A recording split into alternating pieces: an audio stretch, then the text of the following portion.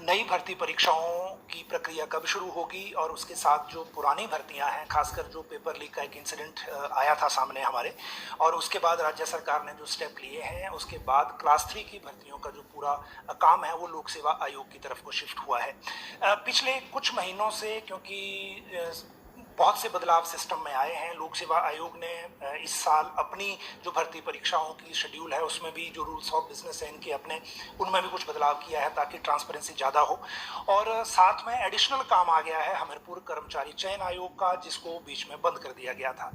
अभी जो बड़ी कंसर्न है एक सभी का, जो हमारे व्यूअर्स का भी, वो ये है कि जो भर्ती परीक्षाएं अभी बीच में फंसी हुई हैं पेपर लीक के बाद से अब तक, कुछ एफआईआर के दायरे में हैं, कुछ एफआईआर से बाहर हैं, लेकिन कंप्लीट नहीं हो पाई थी। तो ऐसे में बहुत सारे सवाल युवाओं के मन में हैं जिन्होंने अप्लाई किया था। और दूसरी तरफ लोक सेवा आयोग का अपना काम है जो पहले से ये कर रहे थे। शेड्यूल आपने देखा होगा, अगस्त महीने में मुख्य जो परीक्षाएं हैं उनकी सारा जो शेड्यूल है वो आ गया है। ऐसे में आज हम पब्लिक सर्विस कमीशन के जो चेयरमैन हैं कैप्टन रामेश्वर सिंह ठाकुर जी, इनसे बात करेंगे और वो बातें होंगी सिर्फ ने चेंज किए हैं सर। उससे पहले उसके बारे में थोड़ी सी जानकारी दीजिए कि वो आयोग ने अपने यहाँ ट्रांसपेरेंसी के लिए क्या क्या बदलाव किए हैं। राजेश जी, जैसे आपको पता है, पहले हमारे जो भर्ती प्रक्रिया होती है उसमें अलग अलग कैटेगरी है। एक 3 टियर सिस्टम है, एक 2 टियर सिस्टम है, एक सिंगल टियर सिस्टम है। तो जिनके डिपार्टमेंट्स के या जिन पोस्टों के लिए पहले से गवर्नमेंट के RNP रूल बने हुए हैं, उनमें हम उन RNP रूल के हिसाब से ही भर्तियां करते हैं। जैसे HAS है, HGS है, अलाइड सर्विसेज है, नायब तहसीलदार के हैं, इनके ऑलरेडी रूल्स हैं। इसमें पहले प्रीलिम्स होता है, फिर मेन होता है और इंटरव्यू होता है। लेकिन बाकी जनरली जितनी भी भर्तियां हम क्लास 1 क्लास 2 की करते हैं या क्लास 3 भी जो हमारे प्रीव्यू में है, उसमें हम स्क्रीनिंग टेस्ट लेते थे। स्क्रीनिंग के बेस पे हम शॉर्ट लिस्ट करते हैं कैंडिडेट्स को और फिर इंटरव्यू लेते हैं। और पूरी की पूरी जो फाइनल सिलेक्शन है वो इंटरव्यू बेस्ड थी अभी तक। मतलब जो इंटरव्यू 100 नंबर का है या जितने भी नंबर का है, उसी के बेस पे हम फाइनल फिर उनको सिलेक्ट करते थे। तो उसमें बार बार ये युवाओं की तरफ से और लोगों की तरफ से, एस्पायरेंट की तरफ से डिमांड आ रही थी कि ये बड़ा सिस्टम सही नहीं है, ट्रांसपेरेंट नहीं है, क्योंकि इसमें रिटर्न को कोई महत्व नहीं दिया जाता है। तो आयोग ने इस पर काफ़ी विचार किया। हमने बाकी आयोगों की कार्यप्रणाली को भी स्टडी किया, UPSC का भी देखा, और हमने उसके बेस पे फिर पिछले 5-6 महीने उसको स्टडी करके एक एलोबरेट रूल्स ऑफ बिजनेस जो है बनाए हैं, जिसमें हमने काफ़ी चेंज किया है इस भर्ती प्रक्रिया को ट्रांसपेरेंसी के दायरे में लाने के लिए। अभी हमने सारी भर्ती प्रक्रिया, चाहे वो नॉन RNP रूल्स वाली है या दूसरी है, वो 3 टियर सिस्टम में कर दी है। पहला प्रीलिम्स का एग्जाम होगा 100 मार्क्स का, वो स्क्रीनिंग है बेसिकली। उसके बेस पे हम कैंडिडेट्स को मेन एग्जामिनेशन के लिए छांटेंगे।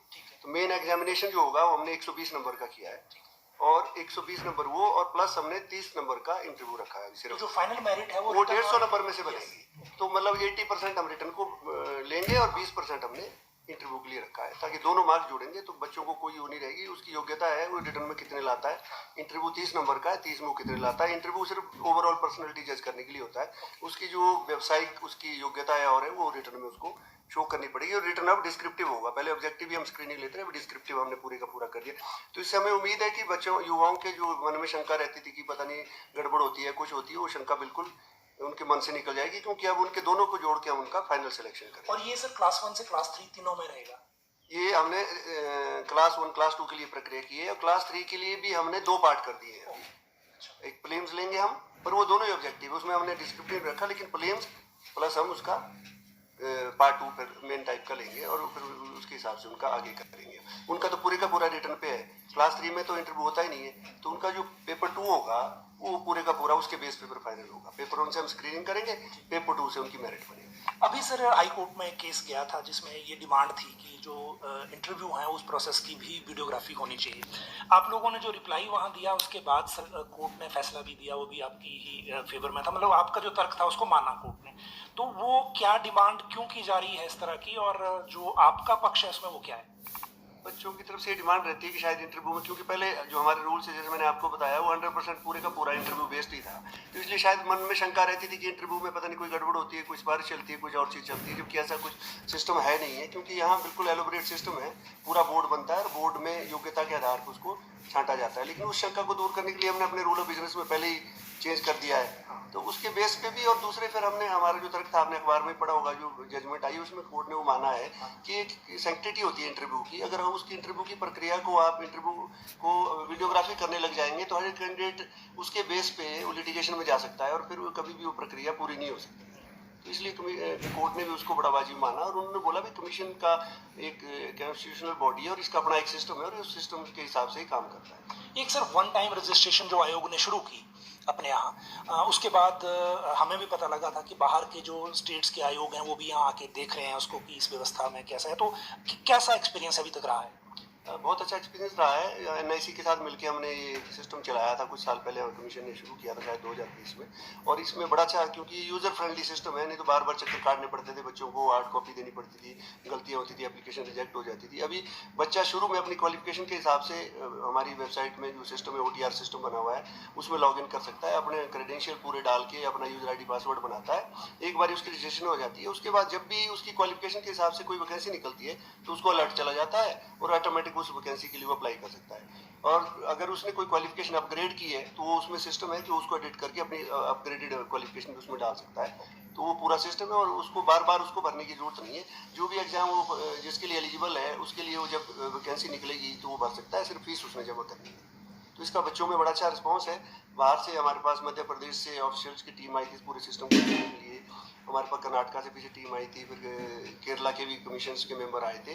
तो बड़ा अच्छा रिस्पांस है। उन्होंने सारा स्टडी प्लस हमारे रूल ऑफ बिजनेस जो नए निकाले इनकी अच्छी स्टडी की, उसकी बड़ी अप्रिसिएशन हुई है। तो इससे बच्चों में काफ़ी वो है। तो हम लोगों से जो भी इस प्रकार की सजेशन आती है उसके बेस पे इसको इम्प्रूव करने की कोशिश करते हैं और NIC उसमें हमारा सहयोग देती है। और इसमें हमारे को इस पोर्टल की वजह से पिछले साल कोई गवर्नेंस का एक अवार्ड है वो भी मिला था।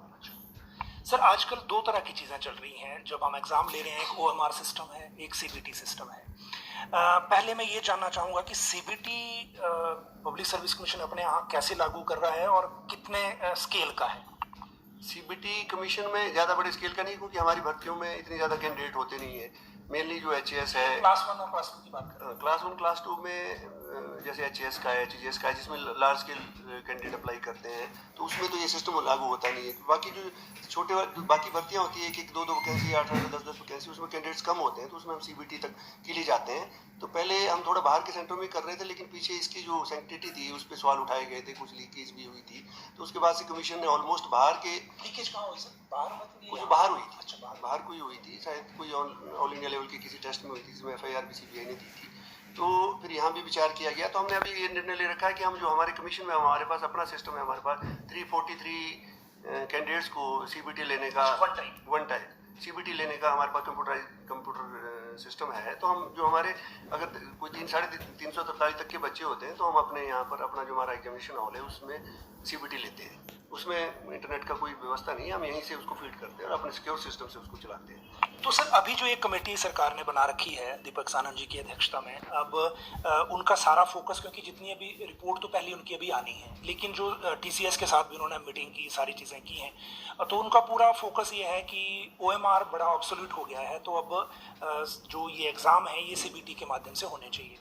हमारे यहाँ जो लेवल ऑफ जो फिगर ऑफ कैंडिडेट्स हैं, जैसे अब JOIT की बात करें तो 1 लाख से ऊपर होता है, आपने कंडक्टर का भी लिया है, उसमें भी फिगर बहुत ज़्यादा आता है। तो CBT फिर किस तरह से हिमाचल में प्रैक्टिकली पॉसिबल है?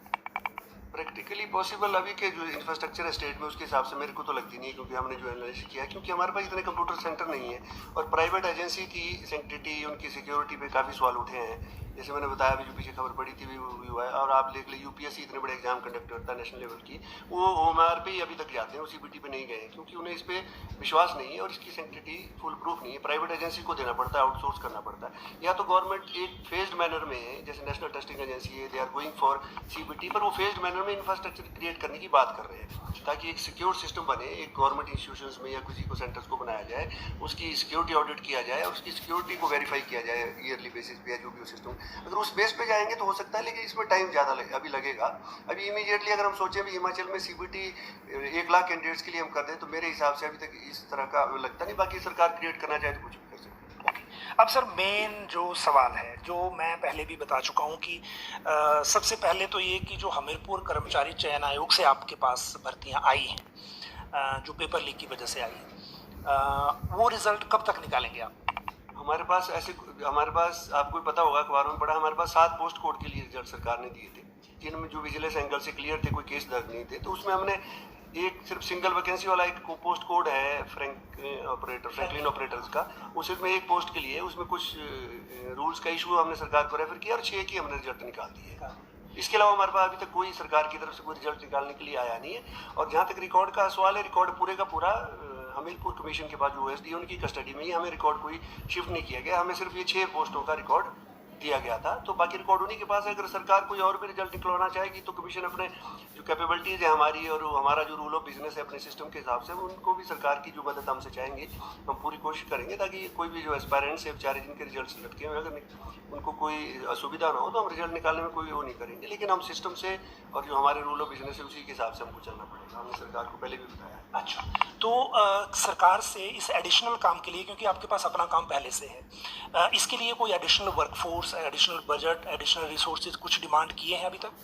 हमने सरकार को जब शुरू में बोला था, हमने बोला था भाई हमें अगर इसके लिए एडिशनल मैन पावर की जरूरत पड़ेगी, वो डिपेंड करेगा आप कितना काम हमें देना चाह रहे हो, क्योंकि अभी क्लैरिटी नहीं थी सरकार की तरफ से भी क्या क्या हमें देना चाह रहे हैं। अभी जैसे रिजल्ट बनने को दिए हैं, कुछ हमको कंडक्टर्स का एडवर्टाइज करने के लिए पोस्टें दी थी, वो हमने एडवर्टाइज कर दी हुई हैं, तो उसी के हिसाब से मैन पावर लेंगे। हमने कुछ रिक्वेस्ट की थी, तो हमारे पास पहले बोर्ड कॉर्पोरेशन भी 2018 में शिफ्ट किया गया था, पहले कमीशन के पास काम नहीं था, तो उस टाइम कुछ डिमांड थी हमारी, लेकिन वो उस टाइम पूरी नहीं की थी। अभी कल जो मीटिंग हुई है उसमें ये पता लगा भी ऑफिशियली आया नहीं है, अभी हमारे लिए कुछ 7 एक पोस्ट इन्होंने सैंक्शन की है जो हमारी पुरानी डिमांड थी कैबिनेट में। तो उसके हिसाब से अभी जो जितना काम है उसको हम इसी जो वर्कफोर्स हमारे पास है उसी से चला रहे हैं। हमारी अपनी खुद की 30 के करीब वैकेंसीज अपनी जो ऑलरेडी सैंक्शन पोस्ट है उनमें भी वैकेंट हैं, जिनको हमारे पास क्योंकि एलिजिबल नहीं है प्रमोशन जोन में लोग, हम भर नहीं पा रहे हैं, तो हमने सरकार से अनुरोध किया था भी कोई इलेक्शन दे के हमें भरा जाए। तो हम जो भी हमारे पास फोर्स है हम उसी से भी काम कर रहे हैं। सर, एक बड़ा इम्पोर्टेंट सवाल इसमें ये है कि जो जिन पोस्ट कोड में अभी FIR है, क्योंकि बहुत सारी FIR अभी भी दर्ज हो चुकी हैं और कुछ अभी मामला चल रहा है, जैसे कल भी एक मामले में FIR दर्ज हुई। जिन पोस्ट कोड में FIR है उनको लेकर जो आपके रूल्स ऑफ बिजनेस हैं या जो काम करने का सारा ले डाउन प्रोसीजर है, उसमें क्या अड़चन है? अड़चन उसमें तो हम लीगली, क्योंकि वो तो अंडर इन्वेस्टिगेशन है, तो उसमें तो किसी प्रकार की हम तो कोई कार्रवाई कर नहीं सकते हैं। इन केस गवर्नमेंट कहे कि कंडीशनल अपॉइंटमेंट इनको दे दी जाए बाद में, अगर जैसे फॉर एग्जांपल ड्राइंग मास्टर का इशू है पोस्ट कोड 980 का, तो उसमें कुछ भर्ती पोस्ट कोड ऐसे हैं जिनमें लीकेज एक कैंडिडेट या एक कोई व्यक्ति है, बाकी कुछ नहीं है अभी भी, जितनी भी इंक्वायरी अभी विजिलेंस कर रही है। तो उसमें अगर सरकार ये डिसाइड कर ले कि इसमें कंडीशनल अपॉइंटमेंट ही करनी है, तो उसमें कोई आपके रूल्स ऑफ बिजनेस में कोई कंट्राडिक्टरी चीज़ें आती हैं? नहीं, ऐसा हमारे रूल ऑफ बिजनेस में कुछ नहीं, लेकिन वो सरकार को और विजिलेंस को हमें लिखित में कन्वे करना पड़ेगा भाई इसमें क्या क्या है। अगर वो क्लियर करेंगे हम उसको एग्जामिन करेंगे, अगर उसमें पॉसिबल होगा तो हम रिजल्ट निकलवा सकते हैं, लेकिन हमको लीगली उसको एग्जामिन भी करवाना पड़ेगा और फिर विजिलेंस उसी हिसाब से लिख के भी देगी हमें, ये सरकार हमें लिख के देगी भी हाँ इसमें ये लीगल हर्डल्स हैं या लीगल क्लैरिटी। अगर लिख के, जैसे पहले हमको उन्होंने 6 पोस्ट कोड दिए या 7 दिए, तो उसमें उन्होंने लिख के दिया भी इसमें हमारी तरफ से क्लियर है, तो हमने रिजल्ट निकाल दिया। तो ये डिपेंड करता है वो किस तरह का हमें रिस्पॉन्स देंगे और फिर हमसे क्या चाहेंगे। और जो पोस्ट कोड FIR से बाहर है, मतलब जिनमें FIR नहीं है, लेकिन अभी जिसमें कई में डॉक्यूमेंट वेरिफिकेशन नहीं हुई है, कईयों में जो डॉक्यूमेंट वेरिफिकेशन है वो आधी हो गई है, कईयों में बिल्कुल नहीं हुई है अभी, तो जो और विजिलेंस वो जांच में नहीं है, तो उनके लिए भी आपको अभी पर्सनल से या गवर्नमेंट से अभी इंतजार है लिस्ट, जैसे पहले 7 की आई थी उस तरह एडिशनल लिस्ट दूसरी दें, या फिर आपके लोग हमीरपुर जाके, ऐसा नहीं हो सकता कि वहाँ एक आप कोई सेंटर अपना ऑपरेशनलाइज कर दें, क्योंकि रिकॉर्ड तो अब आपको ही लेना है सारा, तो वो व्यवस्था कैसे रहेगी? नहीं, हमीरपुर जाके रिकॉर्ड लेने में हमें दिक्कत नहीं है। अभी पहले भी जो हमें 6 दी थी उसमें हमारी टीम हमीरपुर गई थी, हम रिकॉर्ड लेके आए थे वहाँ से, क्योंकि रिकॉर्ड उन्हीं की कस्टडी में, ऐसा कोई डिसीजन नहीं हुआ अभी हम पुराना रिकॉर्ड लेंगे ना, कमीशन ने ये माना है। हमने ये बोला भी हमें जो अगर नई भर्ती करनी है तो हम अपने रूल ऑफ बिजनेस के हिसाब से उसको भर्ती को करने के लिए तैयार है। वो जो जिन्होंने पहले अप्लाई कर रखा है और सरकार चाहती है भी इनको दोबारा इसमें एग्जाम लिए जाए, हाँ तो हमने ये बोला था भी उनकी फीस सरकार मत ले दोबारा, लेकिन वो क्योंकि हमारा सिस्टम अलग है, हमारा डाटा बैंक अलग है, उनका सिस्टम अलग था, तो हमारे सिस्टम में क्योंकि उनके साथ सिनर्जी नहीं है हमारे सिस्टम की, उनका सिस्टम चल रहा है नहीं चल रहा है हमें पता नहीं है, तो हमें अपने सिस्टम में कैंडिडेट्स को दोबारा अप्लाई करवा के फिर अपने सिस्टम से हम एग्जाम उनका ले सकते हैं। लेकिन जो बात की आपने भी जिनके रिजल्ट अभी अटके हुए हैं डॉक्यूमेंट वेरिफिकेशन, तो जो हमारे पास 6 थे इनमें भी बहुत लोगों की डॉक्यूमेंट वेरिफिकेशन बाकी थी, तो हमने अपनी कमेटी बना के उनकी डॉक्यूमेंट वेरीफाई किए हैं, उनका शेड्यूल जारी किया था।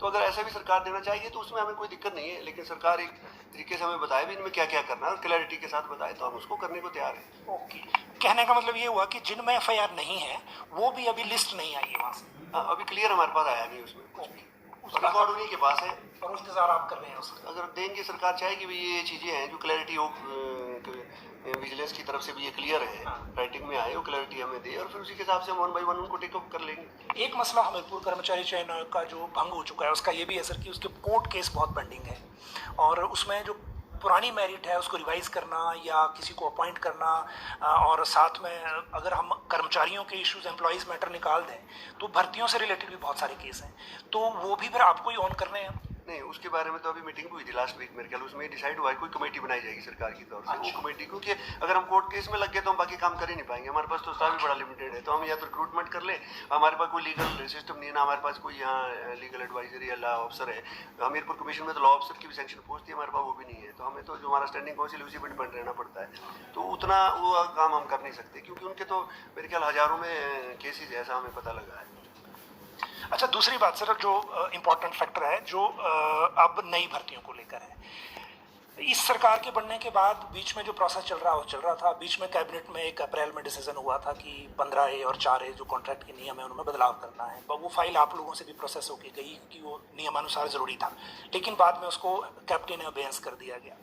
अब प्रिवेलिंग रूल्स ही हैं, तो क्योंकि चिट्ठी जारी हो गई थी, आपको भी मिल गई होगी, तो अब आगे के लिए जो नए रिक्विजिशन के बाद भर्ती विज्ञापन है उनका शेड्यूल क्या रहने वाला है, खासकर क्लास 3 में?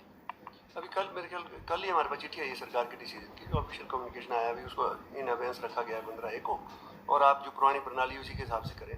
तो हमने ऑलरेडी, जब हमारे पास पीछे डिसीजन गवर्नमेंट ने लिया था भी हम करेंगे भर्ती, तो हमने डिपार्टमेंट्स को, उनके ऑफिसर्स को बुला के उनको ट्रेनिंग दे दी थी, क्योंकि हमारा ऑनलाइन सिस्टम है, OTR है, ऑनलाइन ही रिक्वेजिशन, हमारी भर्ती प्रक्रिया भी ऑनलाइन ही है, डिपार्टमेंट्स को रिक्वेजिशन सारी ऑनलाइन देनी पड़ती है, तो हमने उनकी ट्रेनिंग करा दी है सभी को, उनको यूज़र ID पासवर्ड दे दिया है, तो उनको ये बोला गया है भाई अगर सरकार जब क्लियर करे तो आप ऑनलाइन हमारे पास रिक्वेजिशन दे दो, उसके बाद हम शेड्यूल अपना जो भी हमारी कैपेबिलिटी होगी उसके हिसाब से शेड्यूल जारी करेंगे। हमने, जैसे मैंने आपको बताया, कंडक्टर्स की ऑलरेडी हमने एडवर्टाइजमेंट कर दी थी और उनकी 40,000 से ऊपर हमारे पास एप्लीकेशनें आई हुई हैं, वो 15A के कन्फ्यूजन की वजह से पेंडिंग थी।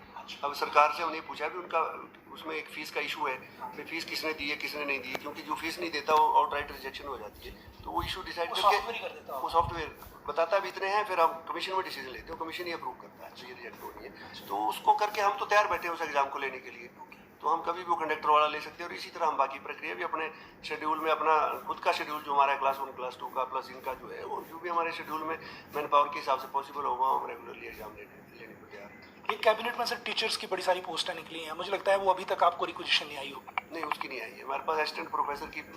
तो अब बाकी जो प्रदेश का यूथ है, खासकर जो आजकल बड़े मतलब वाइब्रेंट है, आजकल बड़ा सोशल ट्रोलिंग चल रही है रिजल्ट को लेकर, कोई कुछ को लेकर, तो उनको आप क्या कमीशन की तरफ से क्या भरोसा दिलाना चाहते हैं? क्योंकि हम लोग ना ये बहुत जो सिस्टम में भरोसा है वो रहना चाहिए, और तरह तरह की चीज़ें बीच में आ जाती हैं, कई बार चिट्ठियाँ आ जाती हैं, कई बार कुछ आ जाता है, बेनाम जैसी होती हैं, और फिर जो कन्फ्यूज़न है वो यंग माइंड्स जो उनमें जाता है, तो आप उनको क्या कहना चाहते हैं 2 चीज़ों पर? एक ये कि जो भर्ती का प्रोसेस है, और दूसरा ये कि जो रिजल्ट रुके हुए हैं अब इस सारे एपिसोड की वजह से। भर्ती की प्रोसेस तो मैंने आपको बताया, हमने रूल ऑफ बिजनेस चेंज कर दिए, हमने ट्रांसपेरेंसी लाई है, हम मार्क्स जो है ऑनलाइन डाल रहे हैं ताकि बच्चों को विश्वास रहे भी क्या मिल रहा है, तो भर्ती की जो प्रक्रिया है उसमें तो बच्चों को ही विश्वास दिलाना चाहते हैं भी उसमें 100% श्योर रहें, जो उनकी योग्यता होगी, जो उनकी काबिलियत होगी, उसके हिसाब से वो पक्का सेलेक्ट होंगे, और उनको किसी प्रकार की उनके मन में ये विचार नहीं लाना चाहिए भी कोई सिफारिश यहाँ चलेगी या कुछ और चलेगी। सिफारिश से मैं ये कहूँगा, बार बार कहता हूँ कि सिफारिश से बंदा रिजेक्ट हो सकता है यहाँ कमीशन में, आज की डेट में वो सिलेक्ट नहीं होगा कभी भी। अपनी योग्यता से आएँ, आपने पीछे देखा होगा हमने काफ़ी भर्तियां की है, और उसमें आपने देखा भी होगा भी किस तरह के बच्चे निकले हैं, HS हमने किया, नायब तहसीलदार किया, तो हमने कोशिश की है, क्योंकि एक आदमी जो हम सेलेक्ट करेंगे ना वो अगले 30 साल तक एक सिस्टम को चलाएगा, तो लोगों का भरोसा भी है, लोगों की प्रशासन को उसने चलाना है, तो हमारा बच्चों का मेरा यही कहना है कि अगर उनको किसी प्रकार की कोई लगता भी उनको लगता भी कोई खामियाँ है हमारे सिस्टम में, कोई कमी है, उनको लगता है कोई सजेशन देना चाहे, तो मैं अवेलेबल हूँ, मेरे सेक्रेटरी अवेलेबल रहते हैं, कभी भी आएँ, कोई भी आए, यहाँ खुला है, आके बताएं। लेकिन ये जो अनोनिमस लेटर्स हैं और हैं, इसको सोशल मीडिया पे डाल के उससे कोई फ़ायदा नहीं होता, उससे लोगों के मन में जो है शंकाएं पैदा होती है फालतू में, जिनको पता नहीं होता वो सोचता वाकई ऐसे हो रहा होगा, जबकि इस प्रकार का हमारा ओपन सिस्टम है, आप जो मर्जी देख लें, तो उसमें पूरी तरह से निश्चिंत रहें, उनकी योग्यता के आधार पे उनको जो उनका ड्यू होगा वो मिलेगा।